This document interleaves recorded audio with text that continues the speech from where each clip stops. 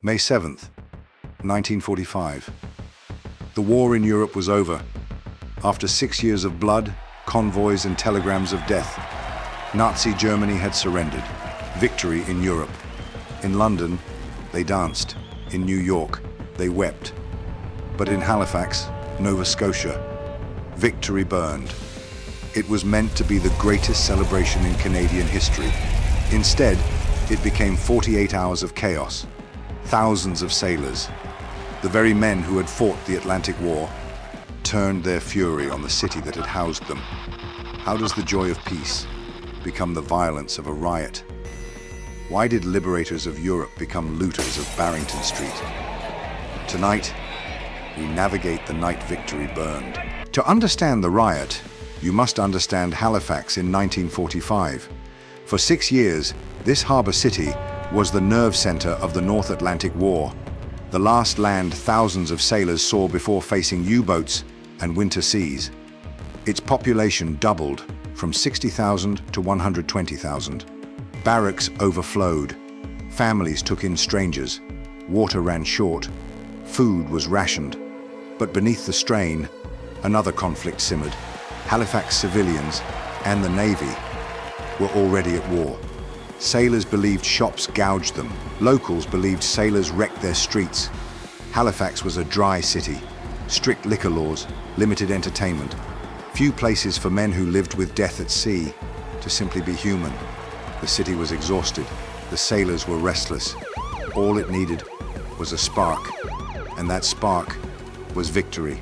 On May 7th, sirens wailed across Halifax, not for air raid, but celebration. Rear Admiral Leonard Murray granted thousands of sailors shore leave, a spontaneous decision in a moment of global relief. He expected parades. They expected to drink. Imagine a 20-year-old corvette sailor, months in freezing Atlantic escort duty, watching ships torpedoed, friends buried at sea. He steps ashore alive. On the day the war ends, he walks to the liquor store, locked. Restaurant, closed. Food, gone. Signs everywhere. Closed for VE Day. The message felt unmistakable. The war is over, but the celebration is not for you. The first window shattered at Keith's Brewery on Hollis Street. It wasn't just looting. To many sailors, it felt like liberation. Beer flooded into the streets. Cases passed hand to hand. Crowds surged. For 6 years, discipline had ruled their lives. Tonight, the rules disappeared. By nightfall, celebration had mutated. Alcohol, crowd psychology, resentment, and exhaustion fused into something volatile. A mass of sailors and civilians surged onto Barrington Street, Halifax's commercial heart. They smashed Eaton's windows, broke into shops, carried out dresses, china, radios, liquor. One witness saw a sailor trying to push a grand piano through a shattered storefront, singing at the top of his lungs. Sound fades, but where were the police? Why did the city burn? Unopposed, the revelation of the Halifax riot is not only that it happened, but that authority collapsed. The Navy's shore patrol received unclear orders. Local police were overwhelmed, outnumbered 10 to 1. Leadership hesitated. Coordination failed. And for hours, the city was left to the crowd. One shopkeeper later wrote of watching her grocery store destroyed from upstairs. She did not see monsters. She saw the same young sailors she had sold bread to for years. She wrote, "They weren't angry at me. They were angry at the world. But I was the one who had to pay." By the morning of May 8th, 3 people were dead.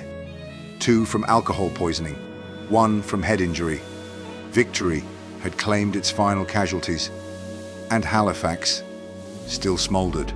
The aftermath was severe. Damage reached nearly $5 million, a staggering cost in 1945. Rear Admiral Murray was blamed for lack of discipline and forced into retirement. But the deeper wound lay elsewhere. For decades after, tension lingered between Halifax civilians and the Royal Canadian Navy. Trust, once broken, does not rebuild with bricks. The Halifax riot exposed a truth often buried beneath victory parades. You cannot turn men into instruments of war for 6 years and expect them to become peaceful citizens overnight. The line between hero and rioter is thinner than history prefers to admit. Today, Barrington Street holds cafes and boutiques, glass restored, smoke long gone. But on quiet nights in Halifax, you can almost hear echoes, boots on pavement, shattering bottles, a distant cheer turning to roar.